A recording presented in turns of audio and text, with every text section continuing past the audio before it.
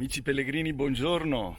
Giovedì 3 settembre, siamo ancora all'Eremo San Felice. Tra poco partiremo per la nostra terza tappa, dove arriveremo a Montemaggiore e Belsito.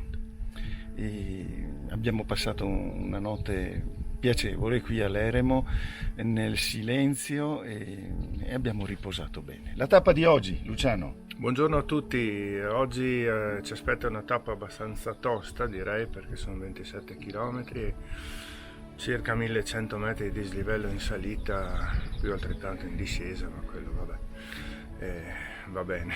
Diciamo che ci prepariamo psicologicamente a questa camminata faticosa. Ok, vi terremo aggiornati amici, buona giornata. Ciao a Ciao, tutti. ciao, ciao.